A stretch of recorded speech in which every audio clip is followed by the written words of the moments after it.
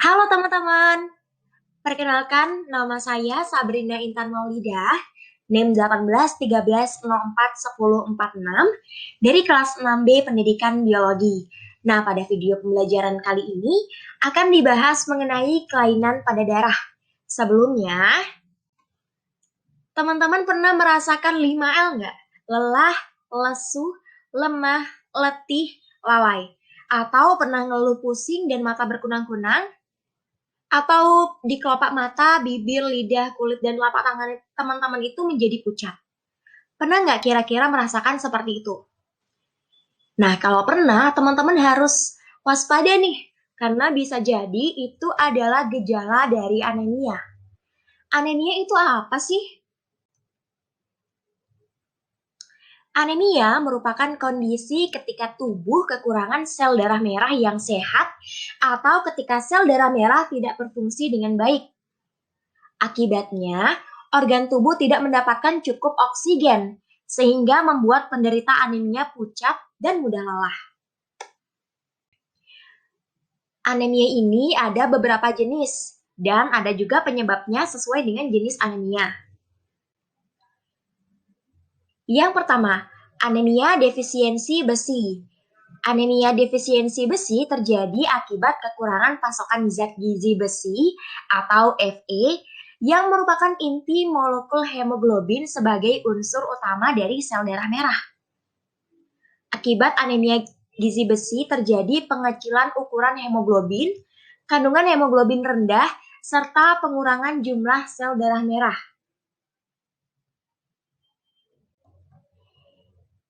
Jenis anemia yang kedua adalah anemia megaloblastik.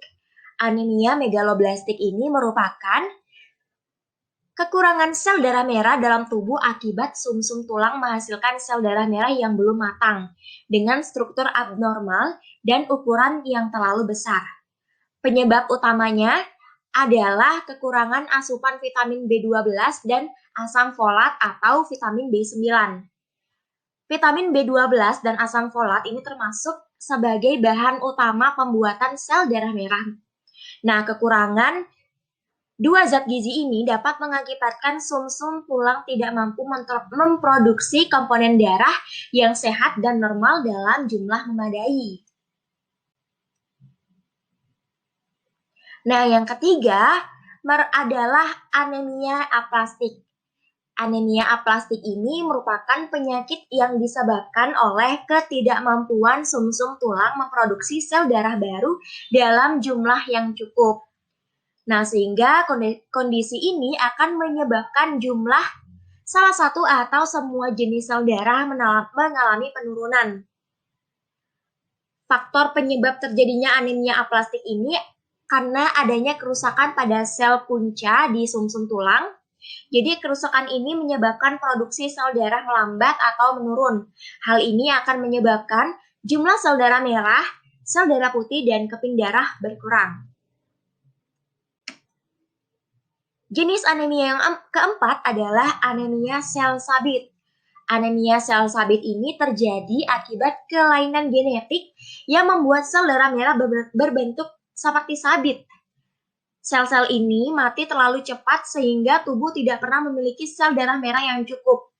Nah, selain itu, bentuk sel darah abnormal ini juga membuat lebih kaku dan lebih lengket sehingga bisa menghalangi aliran darah.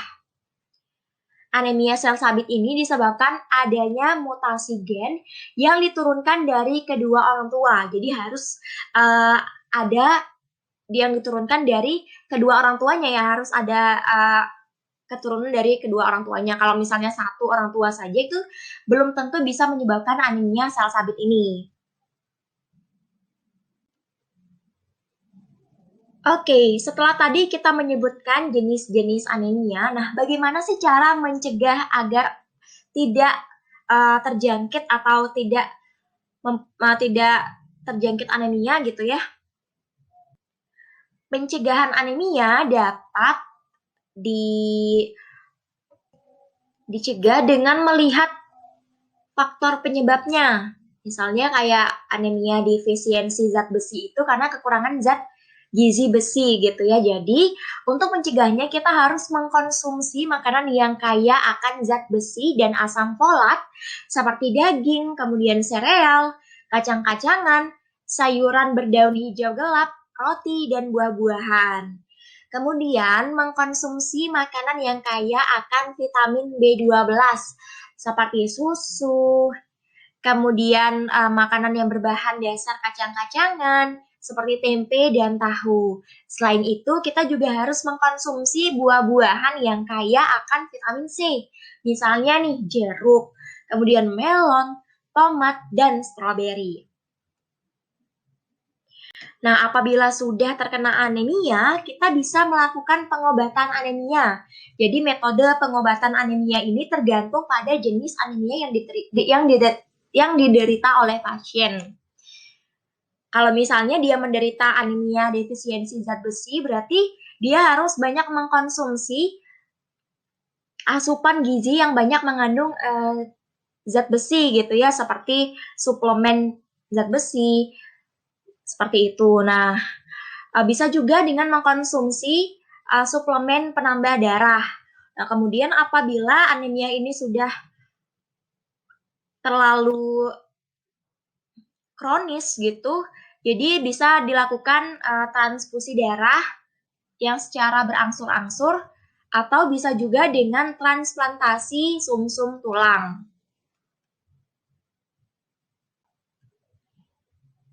Nah, kelainan pada sel darah itu tidak hanya anemia, jadi ada jenis-jenis lain seperti leukemia.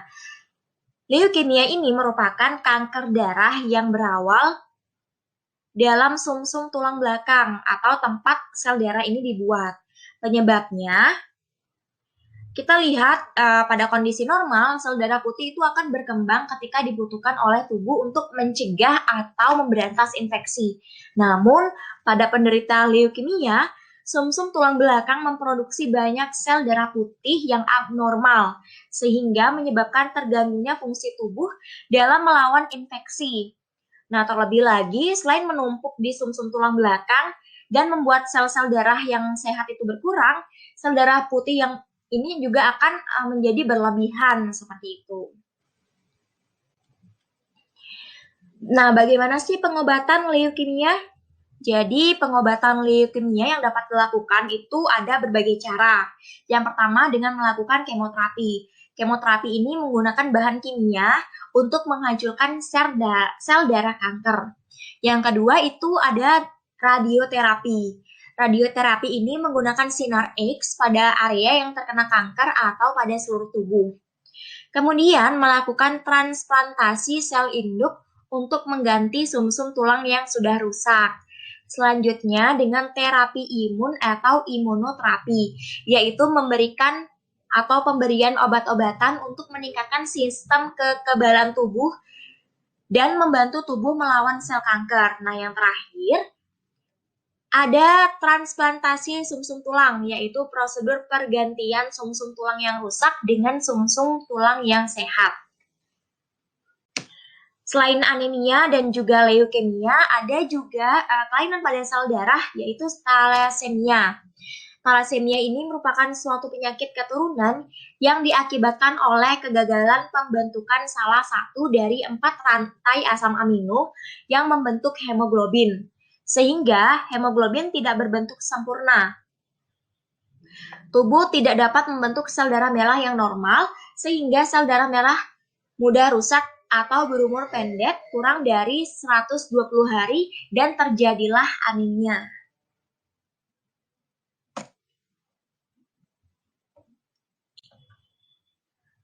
Nah, kalau udah terjadi thalassemia ini gimana sih kita bisa melihat gejalanya? Kita bisa melihat gejalanya dan kalau misalnya nih mukanya pucat, terus denyut jantung terlalu cepat, kemudian sesak nafas, terus pusing, dan ada perubahan bentuk di kepala. Nah, jadi itu merupakan gejala-gejala dari thalassemia. Nah, oleh sebab itu kita sudah harus menyadari nih gejalanya sejak dini sebelum penyakit thalassemia ini semakin bertambah buruk atau bertambah ganas gitu. Oke, setelah kita tahu gejala thalassemia, upaya apa yang dapat dilakukan untuk mengatasi thalassemia ini? Jadi, upaya yang dapat dilakukan untuk mengatasi thalassemia itu yang pertama adalah dengan menerapkan pola hidup sehat. Jadi, penderita thalassemia perlu menjalani pola hidup yang sehat dan dianjurkan untuk mengkonsumsi makanan rendah lemak, kemudian banyak mengkonsumsi sayuran dan buah-buahan. Nah, selain itu bisa melakukan terapi kelasi. Jadi obat yang diberikan dalam terapi ini bisa dalam bentuk tablet maupun suntik yang berfungsi untuk menarik zat besi dari dalam tubuh. Nah, selain itu bisa juga melakukan transplantasi sumsum tulang. Jadi transplantasi sumsum tulang ini dilakukan untuk menggantikan sumsum tulang yang terkena thalassemia. Sumsum tulang yang akan ditransplantasikan diambil dari pendonor yang sehat dan cocok dengan penderita agar sumsum tulang ini dapat menghasilkan sel darah yang normal. Selanjutnya bisa melakukan operasi pengangkatan limfa. Prosedur operasi pengangkatan limfa atau splenektomi ini dilakukan jika organ limfa sangat membesar, karena pembesaran organ limfa akan memperparah anemia yang dialami oleh penderita. Nah, yang terakhir bisa dengan melakukan transfusi darah secara berulang. Jadi, sebelum transfusi darah ini dilakukan, darah penderita dan darah donor akan dicocokkan untuk menghindari reaksi yang tidak diinginkan. Oke, segitu saja pembahasan mengenai kelainan pada sel darah. Untuk selanjutnya, kita akan bertemu lagi di video-video berikutnya. Sampai jumpa!